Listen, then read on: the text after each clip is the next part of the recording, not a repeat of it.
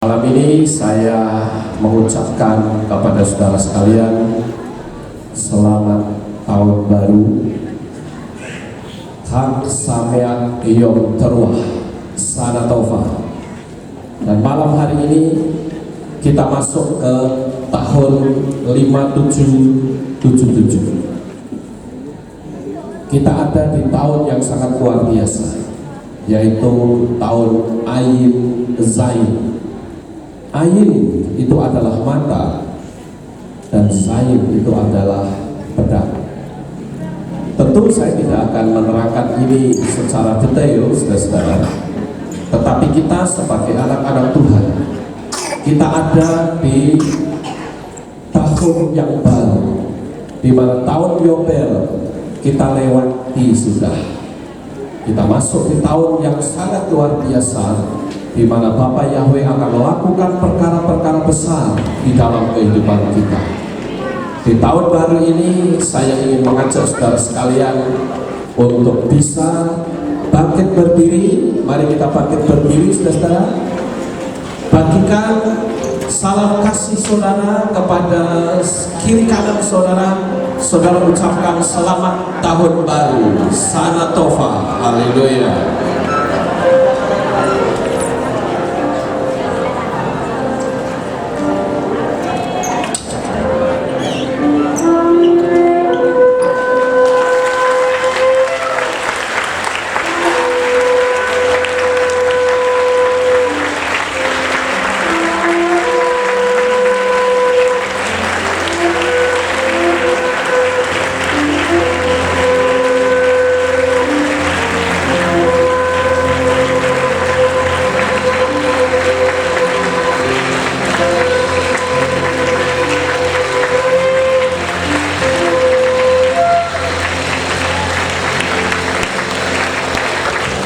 Kita tetap berdiri.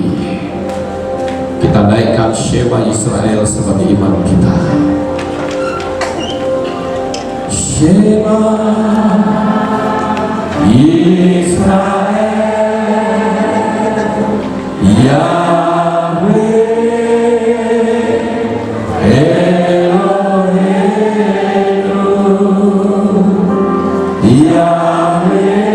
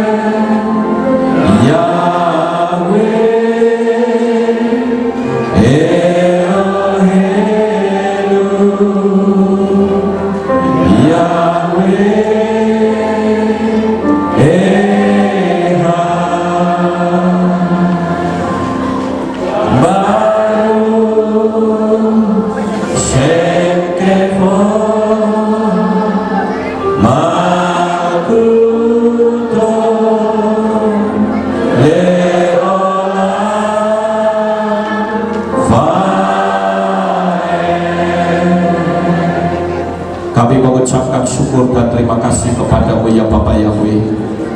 Pada malam hari ini Tuhan kumpulkan kami bersama-sama untuk kami dapat memuliakan dan meninggikan Tuhan. Hari ini kami ada di tahun yang baru, tahun yang penuh dengan berkat dan sukacita besar, di mana perlindungan-Mu akan semakin nyata dalam hidup kami. Terima kasih Tuhan, Engkau akan pimpin acara ini dari awal, pertengahan, sampai pada akhirnya. Kau akan pimpin agar supaya Ruach Kudus memberikan kekuatan atas kami, dan kami semakin hari semakin dekat dan mengasihi Engkau. Terima kasih Bapa. Kami serahkan acara ini dari awal, pertengahan, sampai pada akhirnya. Engkau pakai seluruh pelayan-pelayan yang ada di tempat ini, baik pemain musik, leader, singer, dan sebagainya. Tuhan yang akan pimpin. Begitu juga dengan seluruh jemaatmu yang saat ini masih ada di perjalanan. Tuhan akan pimpin mereka sampai di tempat ini dengan selamat. Dan kami percaya Bapa Yahweh memberkati ibadah kami, ibadah tahun baru, di dalam kasih dan kemuliaan serta urapan dari Ruh Kudus. Terima kasih ya Tuhan. Inilah doa yang kami naikkan kepadamu.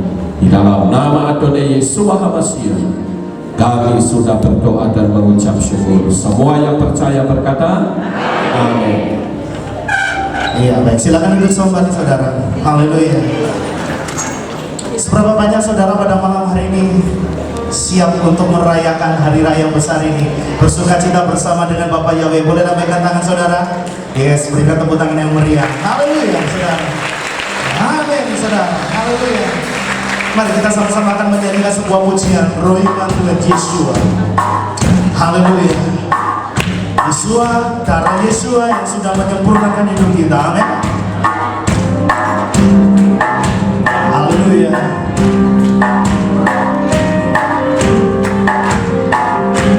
Mari kita nyanyi sama-sama, katakan Roh Iman Tuhan Yesua.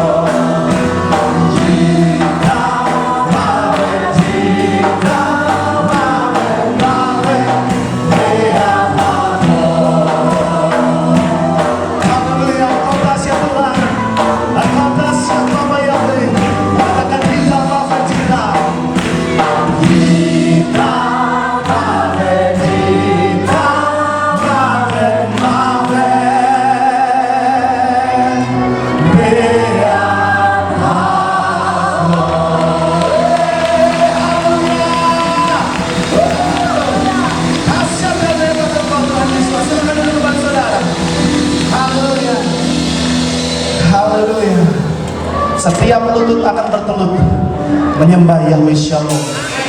Amin saudara. Haleluya. Kami mau menaikkan pujian di hadapan Bapa. Sebab Engkau satu-satunya yang layak untuk menerima setiap kemuliaan, kehormatan, keagungan. Hanya Engkau-lah Bapa Yahweh Bapa satu-satunya.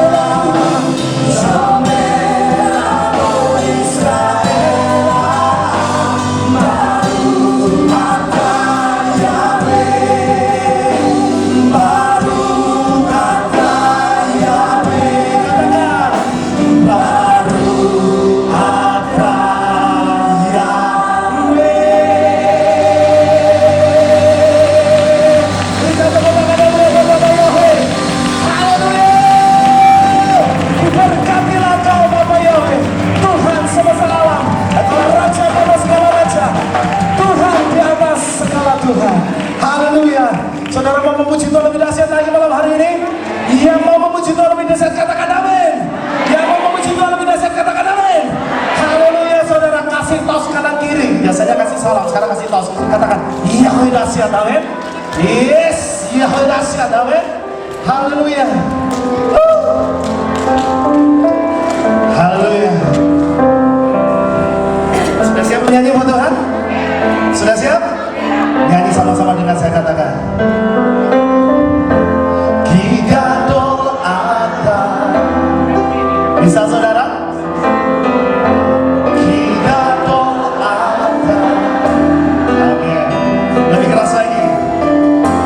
Gigadol Ata. Sekali lagi, sekali lagi. Katakan Gigadol Ata. Gigadol. Haleluya. Gigadol. Oh, Gigadol Ata. Engkau Yahweh yang dahsyat. Nah, sekarang katakan Anta Elohim. Anta Elohim. Anta Elohim. Hanya Engkaulah Yahweh. Sekali lagi. Anta Elohim. Sama-sama. Levantera.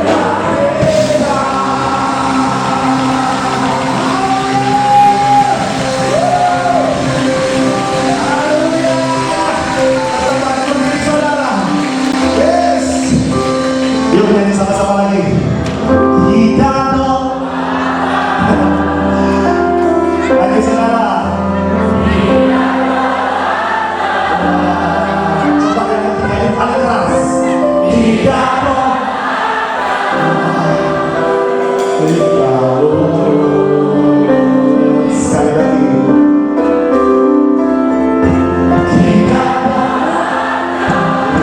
Bapak Yomi mendengar saudara. Amin. Bapak Yomi mendengar saudara.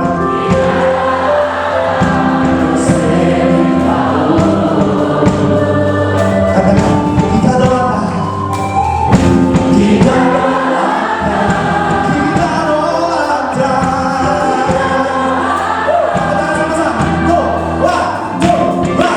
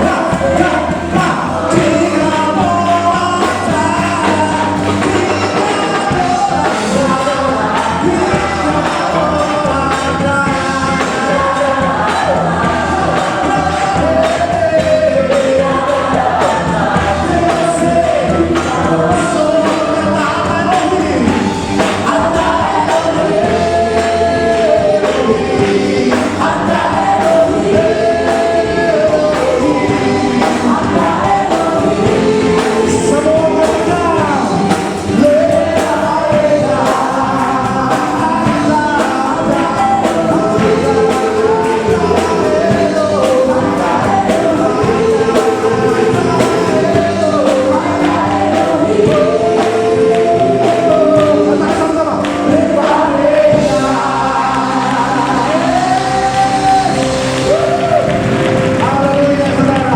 Silakan duduk kembali. Kita terus mau menikmati hadirat Tuhan malam hari ini. Mau saudara? Kita akan terus tenggelam di dalam hadirat Tuhan. Karena percayalah, saat ini Bapak yang hadir bersama dengan kita. Ada banyak jutaan malaikat sedang menyanyi bersama dengan kita. Bapak yang saudara. Haleluya. Hey, hey.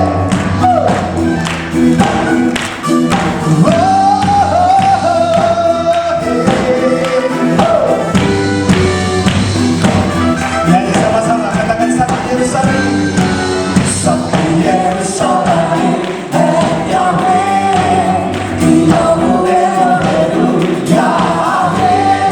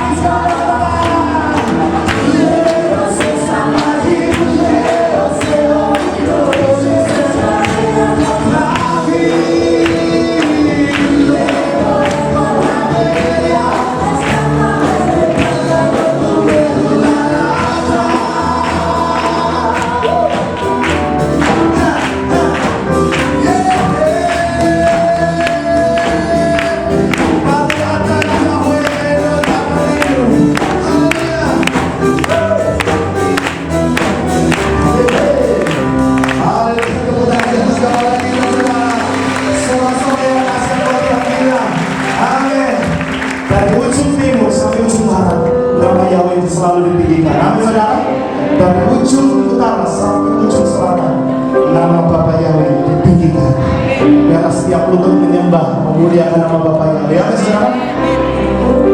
Masih mau menyanyi?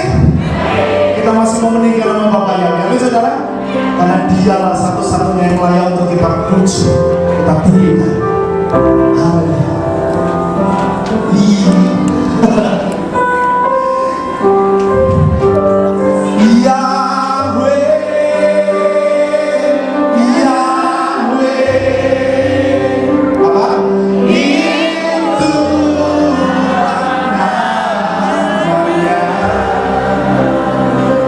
Lebih keras saudara. Siap.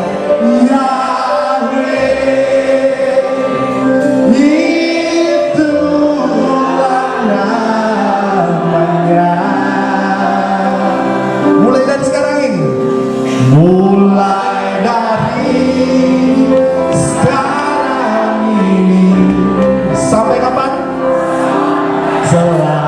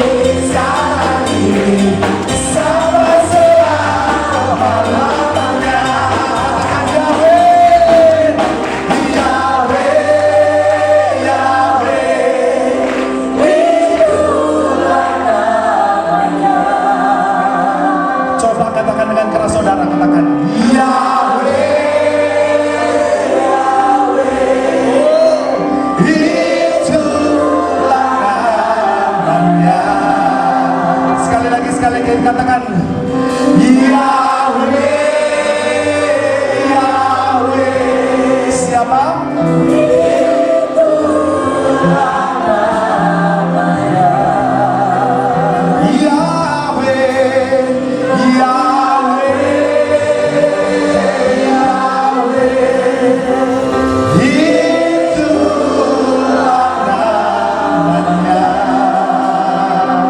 Mulai dari sekarang, mulai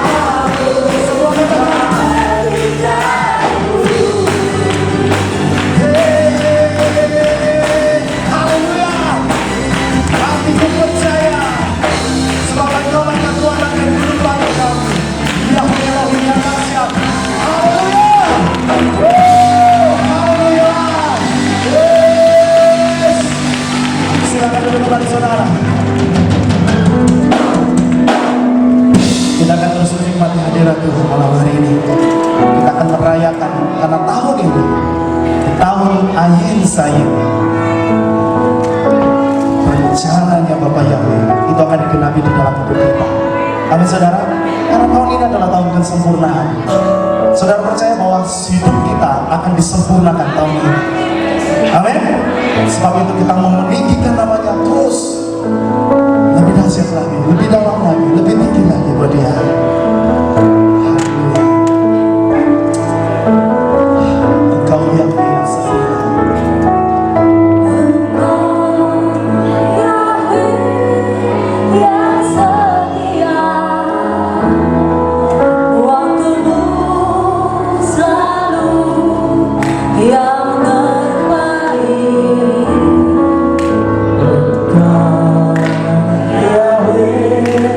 Sandaranku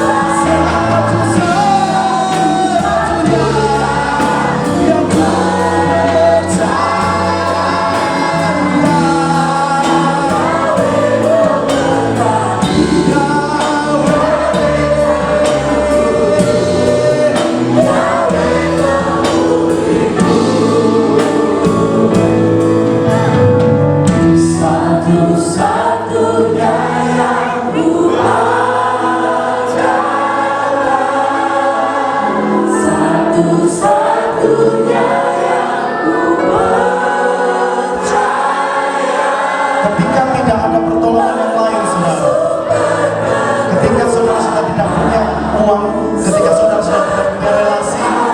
Saya katakan masih ada satu pengharapan yang tidak akan pernah meninggalkan saudara.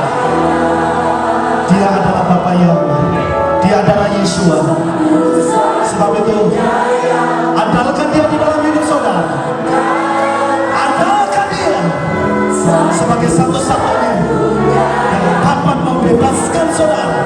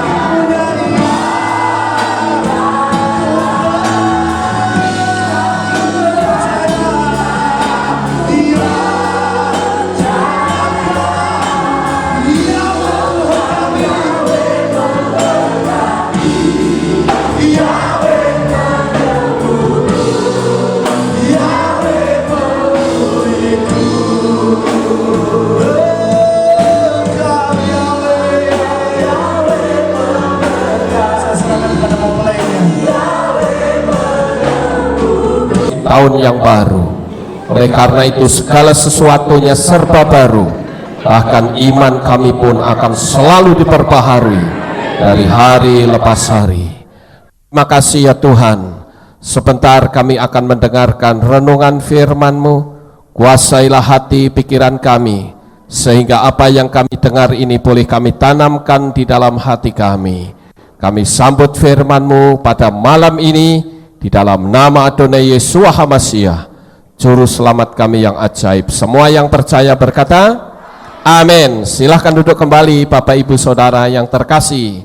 Shalom Aleichem. Haleluya. Senang sekali malam hari ini kita bisa bersama-sama memuliakan dan meninggikan Tuhan.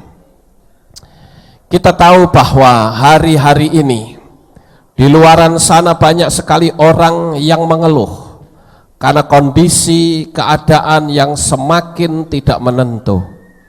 Bahkan banyak orang yang mengalami tekanan karena ekonomi juga mengalami kegoncangan, keamanan dan segala-galanya.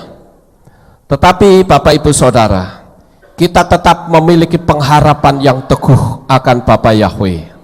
Haleluya. Malam ini saya mendapatkan satu tema, yaitu pemulihan pengharapan. Namun sebelumnya saya perlu memberitahu kepada saudara bahwa satu-satunya hari raya yang belum digenapi adalah hari raya Yom Teruah. Hari raya Yom Teruah ini dipercaya oleh orang Yahudi bahwa saat sangkakala dibunyikan, disitulah bumi ini diciptakan. Begitu juga kalau kita melihat bahwa ketika Yeshua Sang Mesias kita datang ke dalam dunia ini, maka firman Tuhan memberitahu bahwa Yeshua akan disertai oleh malaikat-malaikatnya yang membunyikan sangkakala. Jadi sangkakala atau hari raya peniupan nafiri ini satu-satunya hari raya yang belum tergenapi, dan tidak lama lagi akan segera tergenapi. Jadi kita seharusnya tetap berpengharapan dan tetap teguh di dalam beriman kepada Bapa Yahweh. Malam ini saudara-saudara, saya akan ajak untuk kita bersama-sama membaca kitab suci kita di dalam kitab Yohanan pasal 5 ayat 5 sampai ayat yang ke-7, yang saya beri judul Pemulihan Pengharapan. Yohanan pasal 5 ayat 5 sampai ayat 7 saya akan bacakan untuk saudara. Demikianlah bunyinya. Dan di sana ada seseorang yang menderita 38 tahun dalam penyakitnya. Ketika melihat orang yang terbaring itu dan mengetahui bahwa dia sudah menghabiskan banyak waktu, dia berkata kepadanya, "Maukah engkau menjadi sembuh?" Orang yang sakit itu menjawab kepadanya, "Tuhan, aku tidak mempunyai seseorang yang ketika air itu digoncangkan, dia dapat memasukkan aku ke dalam kolam itu. Dan sementara aku mendatanginya, orang lain turun sebelum aku." Saudaraku yang terkasih, sampai di sini pembacaan kitab suci kita. Di sini dikisahkan tentang seorang perempuan, ada seseorang yang sudah menderita 38 tahun dalam penyakitnya. Dan orang ini berusaha untuk mendapatkan mujizat. Di Israel itu ada kolam, namanya kolam Bethesda. Dan dipercaya saudara, karena sekali waktu kolam itu akan bergoncang.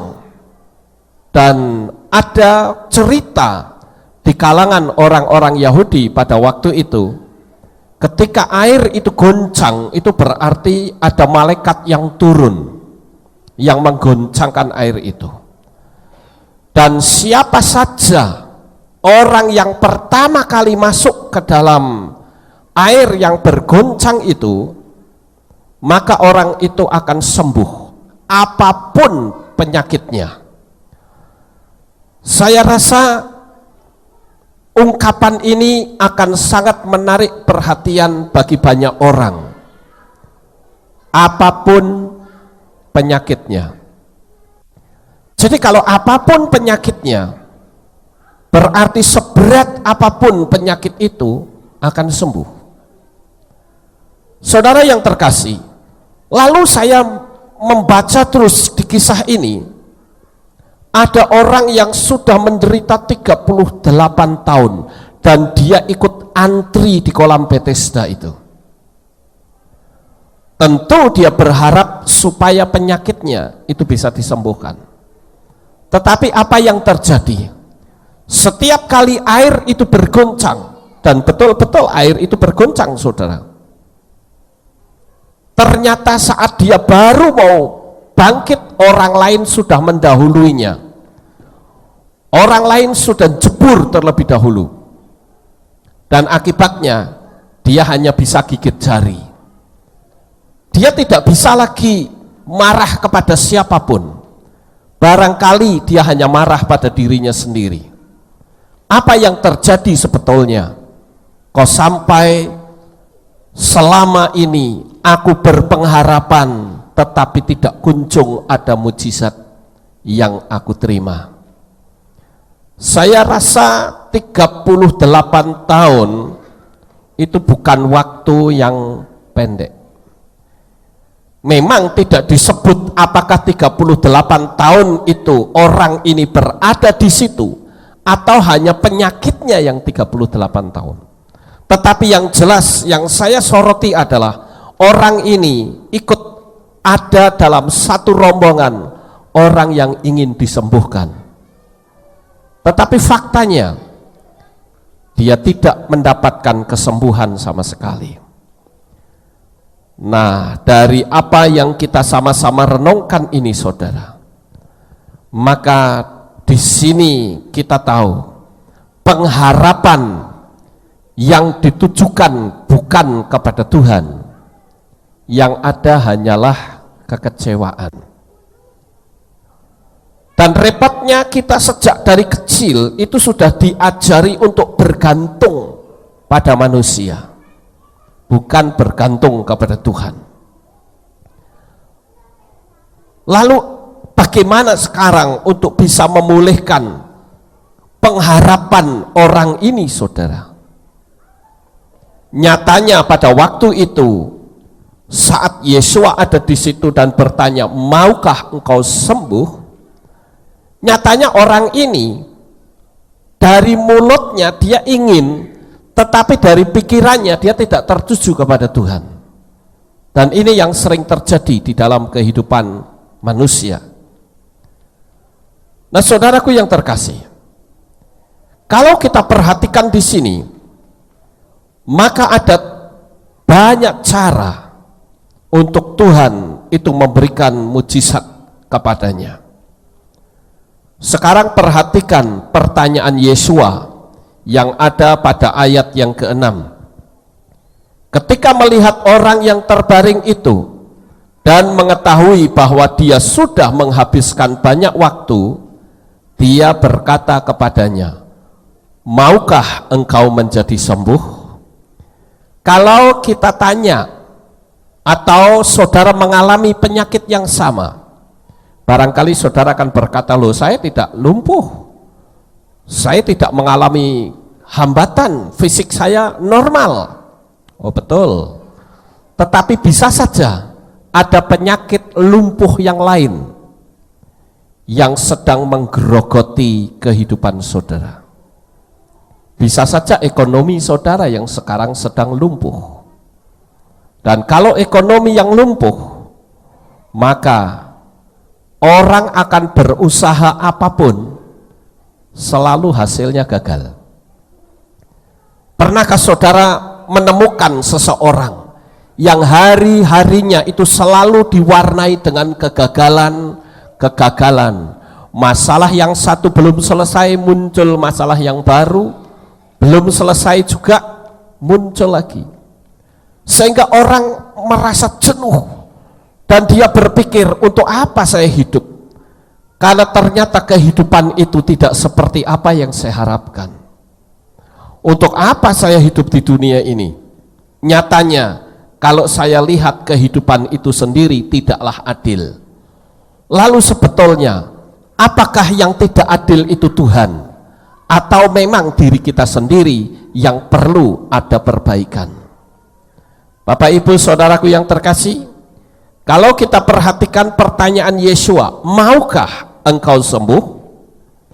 Maka di ayat yang ke-7, orang sakit itu memberikan jawaban. Perhatikan jawabannya, Tuhan, aku tidak mempunyai seseorang yang ketika air itu digoncangkan, dia dapat memasukkan aku ke dalam kolam itu, dan sementara aku mendatanginya, orang lain turun sebelum aku. Yang bertanya siapa saudara? Yesua. Harusnya pandangan orang itu tertuju kepada Yesua. Tetapi faktanya dari apa yang saya bacakan ini, ternyata pandangan orang itu bukan tertuju kepada Yesua, tetapi tertuju kepada orang lain. Karena di sana dikatakan, ya, di ayat yang ke-7, Tuhan, aku tidak mempunyai seseorang yang ketika air itu digoncangkan dia dapat memasukkan aku ke dalam kolam itu. Jadi dengan kata lain, orang ini ditanya oleh Tuhan, tapi pikirannya tertuju ke manusia. Gimana orang lain gak ada yang tolong saya kok? Nah, bukankah kasus yang seperti ini sering terjadi di kalangan jemaat Tuhan? Ketika dia menghadapi suatu tantangan yang sangat besar, ketika ada firman Tuhan yang mengatakan, maukah engkau disembuhkan dari penyakit ekonomi yang kau miliki? Lalu orang berkata, ya iya, tapi siapa yang tolong saya? Loh, kalau kita sudah percaya akan kuasa Tuhan, ya jangan mengandalkan manusia lagi, saudara. Tetapi faktanya orang ini dia mengandalkan manusia. Tidak ada orang lain yang memasukkan aku ke dalam kolam itu. Seharusnya orang itu berkata begini, sekalipun tidak ada orang lain yang menolong aku, tetapi hari ini aku punya kepercayaan bahwa aku pasti sembuh karena Engkau yang menyuruh aku mendapatkan kesembuhan. Tetapi karena pikiran kita itu tidak tertuju kepada Tuhan, maka yang terjadi adalah kekecewaan. Nah, bukankah kita hari ini, mungkin banyak di antara kita yang sedang berada di satu titik yang namanya kekecewaan. Kita tidak bisa berbuat apa-apa. Tuhan, aku mau ngapain? Aku juga nggak ngerti. Nah, sekarang saudara-saudara, sebelum kita lihat bagaimana sih Tuhan memberikan jalan keluar supaya orang ini mengalami mujizat, dan saya yakin kalau kita terapkan di dalam kehidupan kita, maka kita pun akan mengalami mujizat. Jadi saya akan beritahu kepada saudara terlebih dahulu, jangan pernah saudara berpikir bahwa karena aku dekat dengan Tuhan itu kita nggak pernah berhadapan dengan masalah besar. Tapi saya katakan, sekalipun engkau dekat dengan Tuhan, tetapi engkau bisa saja berhadapan dengan masalah besar. Tetapi justru karena kita dekat dengan Tuhan, maka sebesar apapun masalah yang saudara hadapi, Bapa Yahweh jauh lebih besar dari masalah saudara. Nah, ini yang harus kita tanamkan di dalam hati dan pikiran kita. Karena kadangkala kita ini hanya melihat bukan besarnya Tuhan, kita melihat bukan dahsyatnya Bapak Yahweh, tetapi yang kita lihat adalah masalahnya, beban, tantangan yang kita hadapi.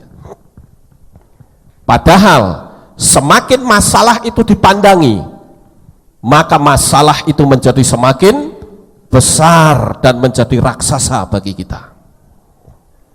Saya ambil satu contoh, sebuah percobaan kecil saudara, yaitu coba saudara ambil misalnya, ini buktikan nanti di rumah ya, saudara ambil satu ciduk, tahu ciduk ya, satu ciduk air, kan enteng saudara, diangkat gini bisa nggak? Bisa kan? Mungkin tangan kiri aja mampu, tapi sekarang saudara angkat gini, terus diangkat, pegangin terus, maka satu air dalam ciduk itu akan terasa semakin berat, dan kita menjadi semakin loyo, semakin gak kuat. Lama-lama tangan itu akan diturunkan. Itu artinya kalau beban itu kita pegangi terus, maka beban itu akan menjadi semakin berat. Tetapi kita harus meletakkannya itu di bawah kaki Tuhan. Dan saya beritahu, percayalah, akan datang mujizat-mujizat besar yang akan menyerbu hidup saudara. Dan itu pasti terjadi saudara. Makanya jangan pernah berpikir, oh kalau saya dekat dengan Tuhan pasti masalah nggak ada. No, sekalipun kita dekat dengan Tuhan, masalah bisa saja datang, tetapi perbedaannya adalah Tuhan itu selalu memberi kemenangan terhadap masalah yang menyerang kita. Saya ambil satu contoh sebelum saya lanjut saudara, satu bukti bahwa orang yang dipakai Tuhan luar biasa juga bisa mengalami tekanan. Kalau saudara membaca di dalam kitab Melehim, saudara akan temukan di sana seorang nabi yang hebat, yaitu Nabi Elia. Nabi Elia ini bahkan dia sudah melakukan KKR besar. Sekitar 450 nabi Baal disembelih, mati semuanya di Gunung Karmel. Dan orang-orang Israel yang tadinya menyembah berhala, mereka berbalik menyembah kepada Bapa Yahweh. Sekarang coba kita akan lihat secara hukum spiritual seperti apa hebatnya orang ini. Di mana-mana menjadi bahan pembicaraan. Orang ini luar biasa. Orang ini hebat. Tetapi faktanya saudara, ketika ada salah satu utusan dari Ratu Isabel mendatangi Elia dan berkata, Elia, saya mendapat perintah dari Ratu Isabel, kata Ratu, bahwa engkau akan dijadikan salah satu dari nabi-nabi Baal yang engkau bunuh itu. Coba saudara perhatikan apa yang terjadi terhadap Elia. Elia menjadi takut, lalu dia lari mengumpat, ya, mengumpet di satu tempat, saudara. Kenapa bisa takut, saudara? Bukankah pada waktu itu Elia bisa berkata, panggil ratu kamu ke sini, nanti akan aku jadikan sama persis seperti nabi-nabinya. Aku tidak pernah takut dengan ratu ini. Dialah yang menyebabkan Israel berpaling dari Bapak Yahweh. Apalagi pada waktu itu, saudara, orang Israel itu sudah berpihak kembali kepada Yahweh. Dan pasti semua orang akan percaya bagaimana dahsyatnya Bapak Yahweh itu ketika Elia menurunkan api untuk membakar Mizpah. Tetapi kenapa faktanya Elia ini lari, ketakutan, dia menjadi stres? Karena rupa-rupanya kesuksesan seseorang itu tidak menjamin mentalnya itu tetap dijaga. Hari ini saya ingin saudara tetap menjaga mental dan iman saudara. Artinya saudara harus punya keyakinan penuh bahwa engkau itu tidak sendiri, tetapi bersama dengan Tuhan yang selalu mendampingi hidup saudara. Tapi selama saudara lepas dari pandangan dan pikiran, seolah-olah engkau berjalan sendiri, maka yang terjadi adalah engkau betul-betul berjalan sendiri. Ketika seseorang bertanya, sebesar apakah Tuhan itu? Ada yang menjawab, oh Tuhan itu sebesar samudera raya. Oh betul. Ada juga yang mengatakan Tuhan itu sebesar bumi kita. Betul juga. Tapi saya beritahu saudara, sebesar apakah Tuhan itu? Sebesar apa yang engkau bisa pikirkan. Kalau engkau berpikir bahwa Tuhan Bapak Yahweh itu dahsyat, dia betul-betul akan dahsyat dalam hidup saudara. Tetapi kalau saudara berpikir Tuhan yang aku sembah adalah Tuhan yang tidak mampu berbuat apa-apa, maka dia tidak akan melakukan apa-apa terhadap saudara. Ingat, apa yang kita pikirkan, apa yang kita ucapkan itu mencipta sesuatu. Bapak Ibu Saudara, perjalanan hidup kita di akhir zaman ini bukan berarti kita akan terus nyaman dalam kondisi seperti sekarang ini. Kita tentu tahu di luaran sana ada banyak sekali berita-berita yang mengerikan. Akan munculnya perang dunia ketiga, kemudian adanya pembangunan bait suci ketiga, dan masih banyak, belum lagi politik di Indonesia yang semakin memanas. Oleh karena itu saudara, di tahun yang baru ini saya ingin saudara betul-betul mengandalkan Tuhan, agar supaya saudara tidak kena distorsi atau kekotoran yang datang dari luar. Ada energi-energi negatif yang akan menggerogoti iman saudara. Jadi sekali lagi, sekalipun diurapi, bukan berarti tidak kena distorsi atau kekotoran yang negatif. Kunci rahasianya adalah hati dan pikiran kita tetap terpaut kepada Bapa Yahweh. Makanya saya berulang-ulang saya memberitahu saudara, jika dalam satu minggu engkau tidak beribadah, dan hatimu tetap tenang, berarti engkau sedang bermasalah besar dengan Tuhan. Sekali lagi perhatikan kata-kata saya. Jika dalam 1 minggu engkau tidak beribadah dan hatimu tetap tenang, maka engkau sedang bermasalah dengan Tuhan. Karena kalau orang yang betul-betul cinta kepada Tuhan, jangankan kok tidak ibadah seminggu, 3 hari gak kumpul bareng saja, rasanya ada sesuatu yang hilang, saudara. Kecuali kalau saudara berada di satu tempat di mana di daerah saudara tidak ada pengagung nama Yahweh, tidak ada tempat untuk beribadah memuliakan Bapa Yahweh, itu lain masalahnya. Nah, oleh karena itu saudara-saudara yang terkasih, apa rahasianya agar supaya kita memiliki pemulihan pengharapan? Nah, kondisi inilah yang akan saya beritahu kepada saudara. Namun sebelumnya kita harus tahu penyebab hilangnya pengharapan. Yang pertama adalah karena dia melihat sekeliling. Kalau sekelilingnya itu tidak kondusif, tidak menunjang di dalam iman, kadang kita katut ke sana. Itu yang bisa membuat iman kita itu terkikis. Karena mungkin di lingkungan kita, di kampung kita, atau di mana di rumah tangga kita cuman kita sendiri yang percaya kepada Bapa Yahweh, wah itu kadang terkikis saudara, oleh karena lingkungan. Tetapi kita harus selalu berpikir bahwa untuk menyangkut keselamatan itu kita tidak bisa bergantung kepada lingkungan. Amen.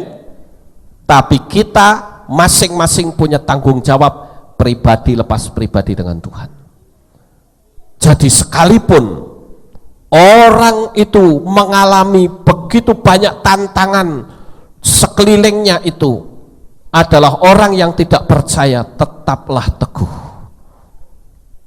Beberapa waktu ini saya mendapatkan WhatsApp dari jemaat YouTube di luar negeri.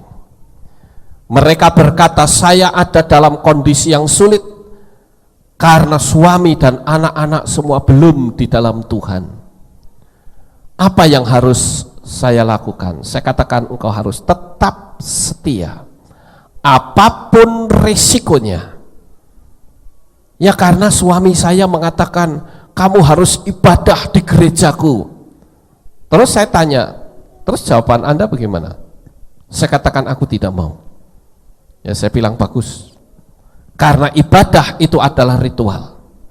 Dan saya katakan engkau harus banyak berdoa. Tangisi suamimu supaya dia bisa datang beribadah bersama-sama. Tapi kalau sudah main larang-larang, oh kita tidak bisa. Iman itu sendiri-sendiri. Kita harus punya jiwa yang radikal. Tidak bisa kita berkata, ya udahlah daripada nanti ribut, ya sudah kita hilang sekalian. Nggak bisa kita cara seperti itu, saudara. Nah, ini adalah bicara tentang hilangnya pengharapan itu karena lingkungan.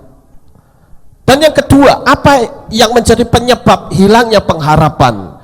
Yaitu karena kita sering mengandalkan manusia.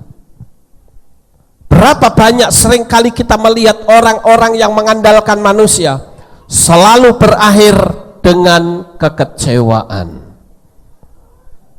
Karena manusia itu tetap punya kelemahan. Manusia tetap tidak bisa memenuhi hidupmu sepenuhnya. Karena dia juga punya kekurangan.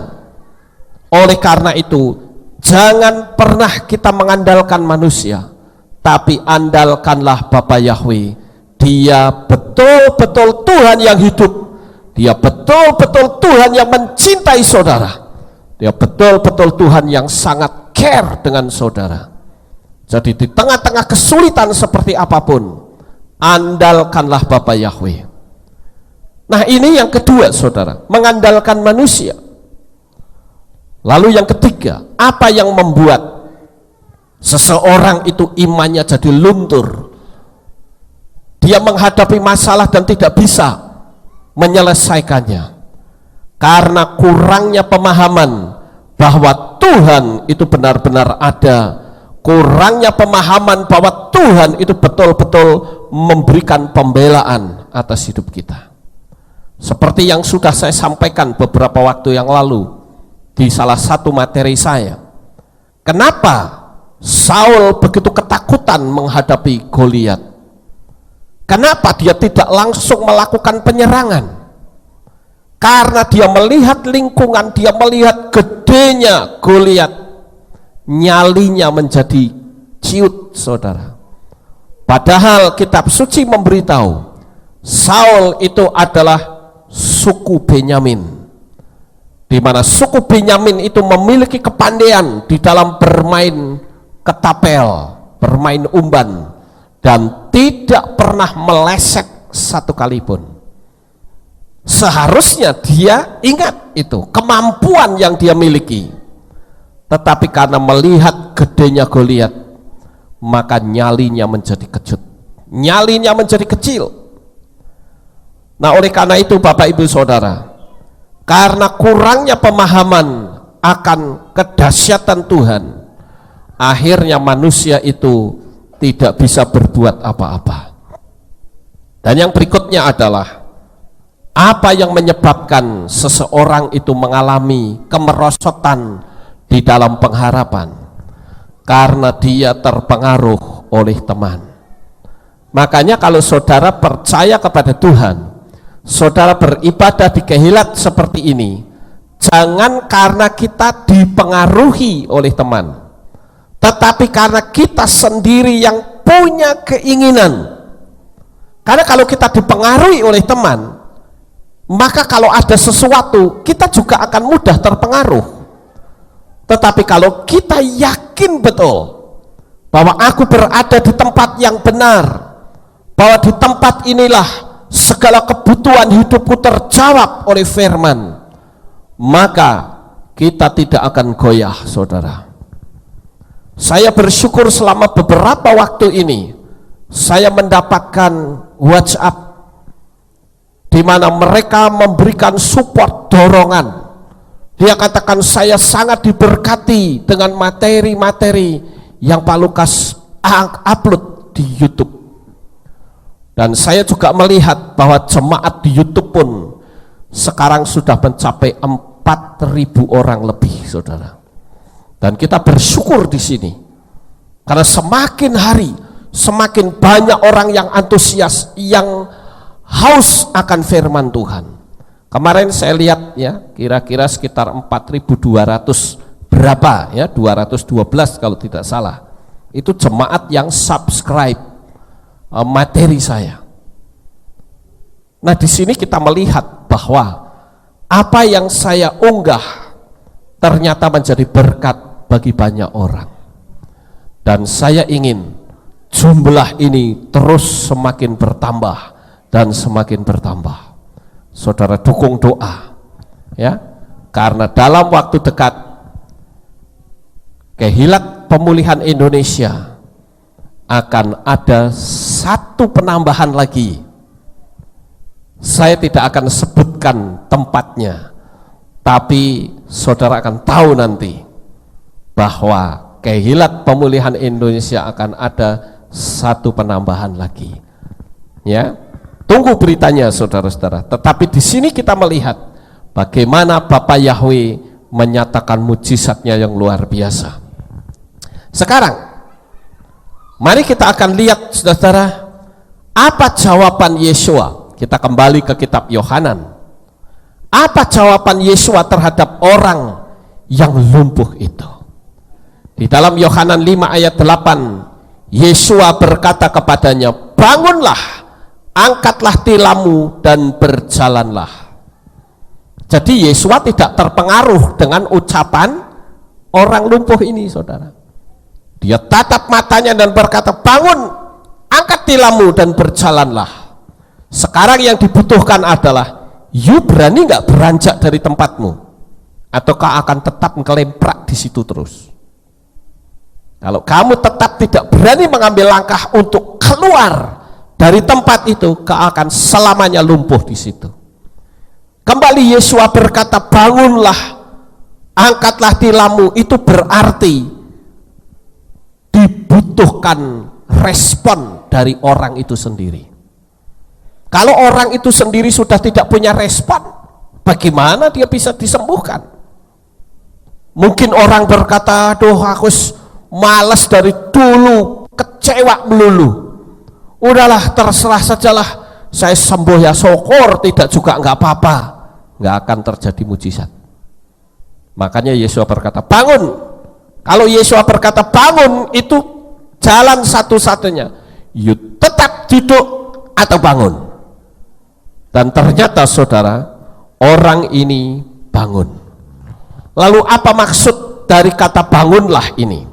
Saya menemukan ada beberapa hal. Yang pertama adalah jangan terus berada di tempat yang salah.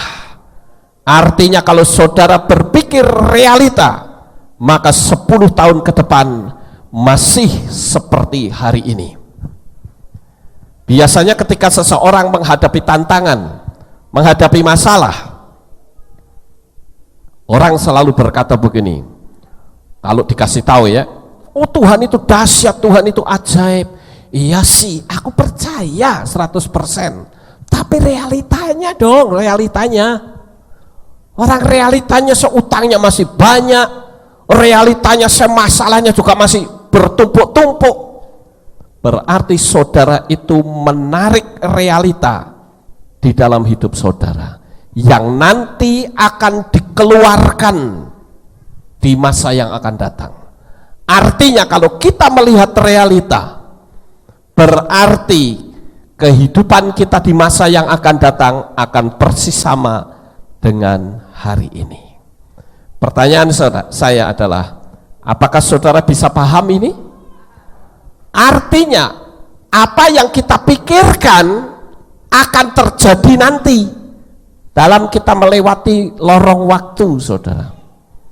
Apalagi kalau pikiran kita selalu mundur, maka yang terjadi adalah 10 tahun yang akan datang akan persis sama dengan hari ini. Jadi perhatikan ucapan Yesua, bangun. Jangan kita berpikir realita. Saya sering memberitahu kepada jemaat, kalau kita menghadapi tantangan yang secara logika tidak bisa dipecahkan, jangan pakai logika. Orang bilang tuh bodoh tegal saja istilahnya, saudara. Ya, wis pokoknya pasrah bongkoan gitu. Terserah mau jadi apa, saya percaya Tuhan pasti tolong. Nah, orang di daerah saya suka nyebutnya bodoh tegal. Pokoknya wis apa adanya, yang penting saya percaya mujizat pasti terjadi dalam hidup saya. Dan ternyata itu pasti terjadi. Ya. Kemudian yang kedua, lihat siapa yang berbicara dan percayalah akan kuasa Tuhan. Sore ini, malam ini, ketika saudara berhadapan dengan masalah, ketika saya berbicara bahwa masalahmu pasti diselesaikan Tuhan, saudara jangan lihat saya yang ngomong, tetapi omongan ini sumbernya dari mana? Sumbernya dari mana, saudara? Dari kitab suci. Jadi ketika saya katakan masalahmu pasti Tuhan selesaikan, jawaban yang pendek adalah amin, dan itu pasti terjadi. Cuman masalahnya kitanya kadang kurang yakin, kitanya kurang percaya bahwa apa yang kita harapkan, kita tunggu-tunggu dari Tuhan, ini jadi atau enggak, ini jadi atau enggak, yakin saja. Kalau kita yakin, percayalah Tuhan pasti akan tolong kita. Yang ketiga, saudara, jangan terpengaruh dengan banyaknya orang lain yang tidak beriman, yang memberi masukan-masukan yang negatif. Kadangkala kita ini mudah terpengaruh dengan orang yang memberi masukan-masukan yang negatif. Kita abaikan saja, kita yakini akan pertolongan Tuhan. Apalagi kalau saudara punya teman saudara itu orangnya negatif melulu, saudara. Makanya jangan pernah berteman dengan orang yang energinya negatif. Karena kalau engkau berteman dengan orang yang energinya negatif, mungkin sudah tanya, loh, orang yang energinya negatif itu apa? Orang yang tidak bisa mendukung iman saudara. Kalau saudara menghadapi satu tantangan, ketika kita berkata, saya yakin Bapak Yahweh pasti tolong, dan teman saudara berkata, amin, terjadilah. Itu teman yang baik. Tapi kalau teman saudara berkata, udahlah nggak usah bicara agama lah, ya, bicara realitas saja, itu berarti teman yang berenergi negatif. Sekali lagi saya beritahu, apa rahasia kesuksesan Raja Salomo? Karena Raja Salomo tidak pernah mau berteman dengan orang yang energinya negatif, gampang mengolok, gampang bicara negatif. Salomo nggak pernah mau berurusan dengan orang yang seperti itu. Makanya Salomo tetap bisa mempertahankan kekayaannya. Kitab suci bahkan mengatakan sepanjang pemerintahan Raja Salomo tidak ada peperangan di situ. Semua dalam keadaan aman. Kekayaan juga melimpah ruah, begitu luar biasa. Karena Salomo itu pikirannya selalu positif. Dan yang terakhir adalah jangan berharap kepada manusia yang bisa mengecewakan. Firman Tuhan mengatakan ketika engkau sudah bunek, ya sudah suntuk pikiran saudara, coba saudara duduk diam, masuk dalam meditasi. Saya sudah ajarkan kepada saudara. Karena melalui meditasi, maka disitulah ada firman Tuhan yang berkata bahwa di dalam tinggal tenang terletak kekuatanmu. Ketika pikiran kita tenang, pikiran kita teduh, maka Tuhan bisa memberikan ilham roh untuk bisa membuat kita memiliki cara-cara baru untuk menyelesaikan masalah, dan disitulah tangan Tuhan akan bela hidup saudara.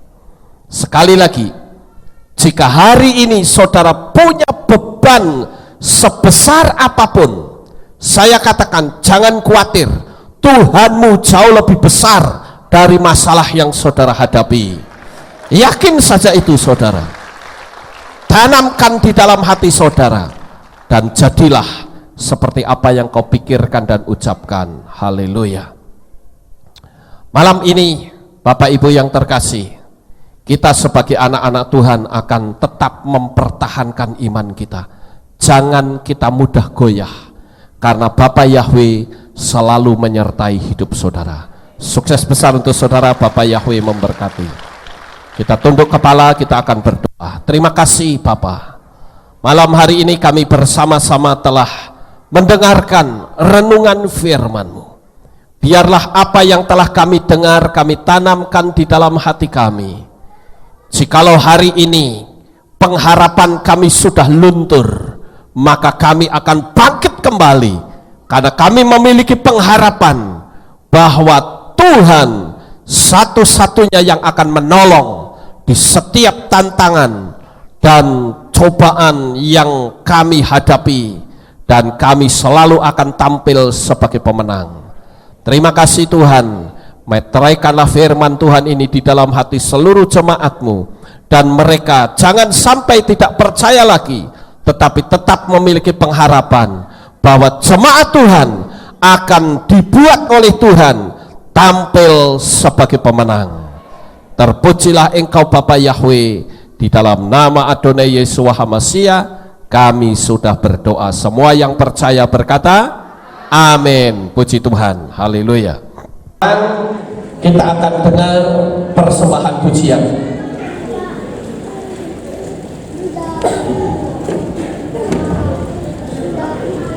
Haleluya.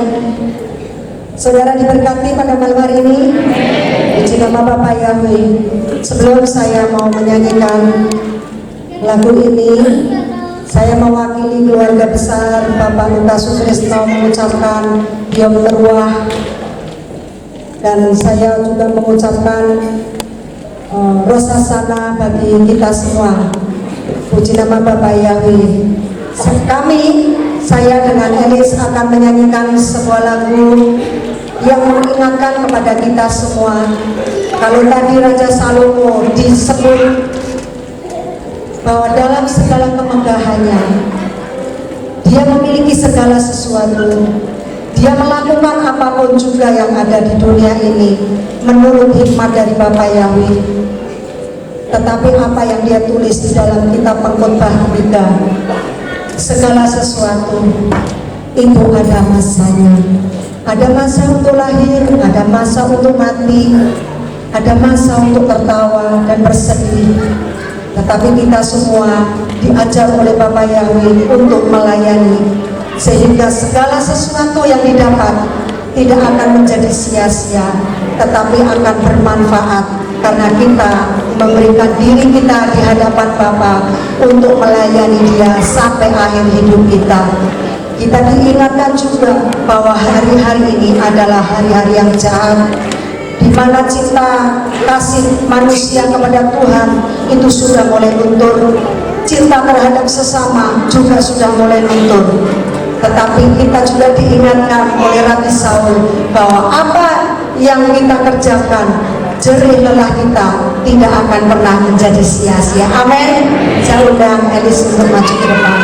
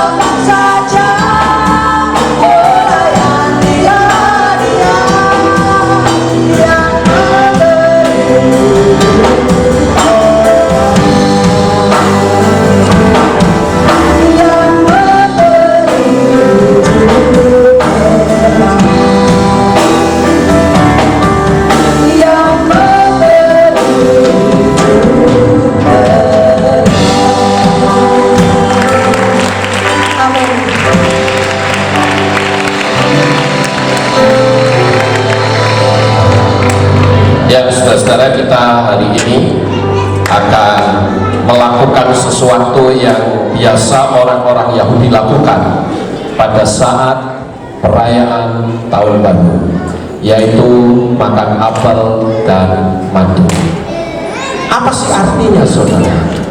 Artinya adalah di tahun yang baru kita akan banyak menikmati hal-hal yang manis, hal-hal yang indah di dalam kehidupan kita, sehingga hidup kita menjadi semakin hari semakin indah di hadapan Tuhan. Nah, untuk itu saudara-saudara, saya persilakan untuk bagian pembagian apel dan madu. Silakan saudara Jameson yang mana ini petugasnya?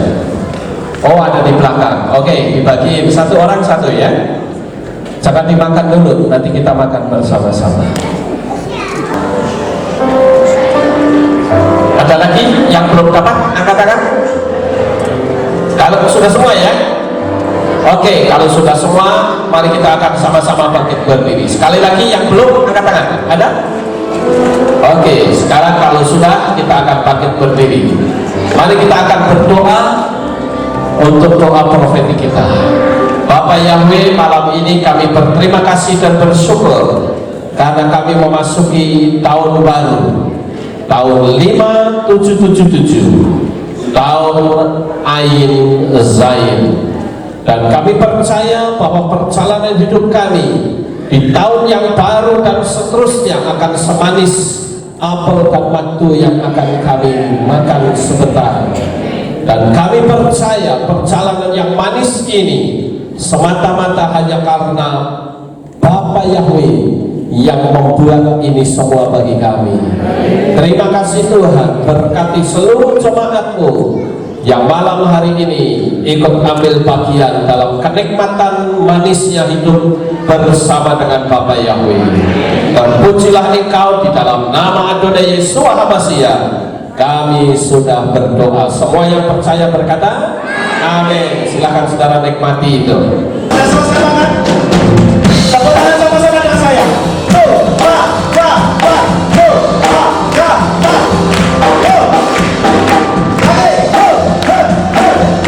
Bisa saudara? Dan yang ingin bersama dengan tangan. Tiga doa apa? Saudara? Saya tiga doa apa? Lagi saudara. Saya ya. Tiga doa apa? Saudara lebih kencang bersama. Lagi. Tiga doa apa?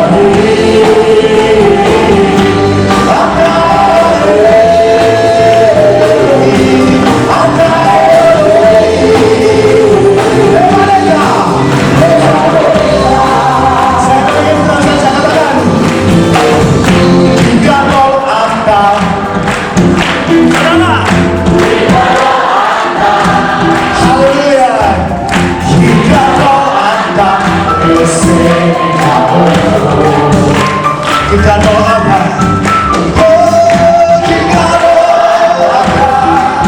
Kita doakan.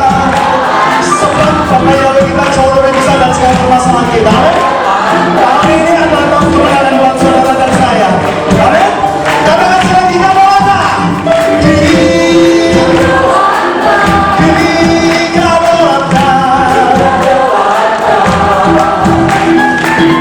Kita doakan.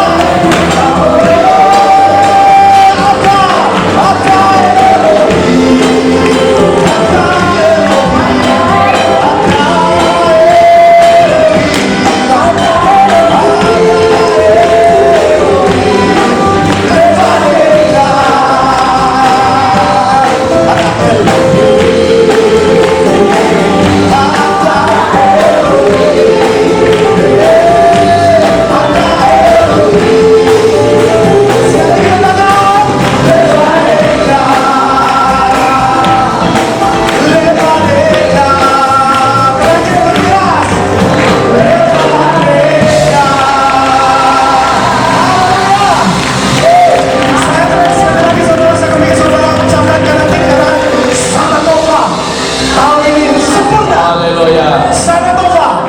Sana Tova. Sana Tova. Sana Tova. Yes. Haleluya. Bapak Yahweh memberkati saudara sekalian. Haleluya. Saudara tetap berdiri. Kita akan tutup ibadah kita. Terima kasih Bapak, saya sudah ibadah kami dari awal, pertengahan sampai pada akhirnya. Sebentar lagi jemaatmu akan kembali pulang ke rumah mereka masing-masing ya Tuhan. Kami mohon perlindungan dan tuntunan Tuhan sehingga mereka boleh sampai di rumah dengan selamat, pertemukan kembali pada jam-jam kebaktian mendatang di dalam ikatan tali kasih-Mu. Saya berdoa untuk seluruh jemaatmu yang ada dari luar kota, dimanapun mereka berada. Tuhan ikut jaga, lindungi, peliharakan dan pimpin. Terima kasih Bapak Yahweh, kami serahkan seluruh kehidupan anak-anak-Mu lebih lanjut di dalam tangan Tuhan. Terpujilah Engkau Bapa, di dalam nama Adonai Yesus HaMashiach kami sudah berdoa. Mari kita angkat tangan kita akan terima berkat Kohanim. Yevareha Yahweh wa yusmereha.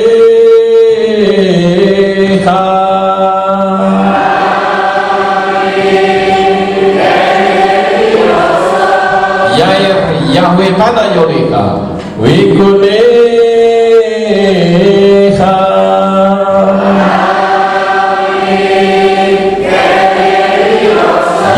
Isa Yahweh Tana Yoreha wa Yashem Leha Shalom.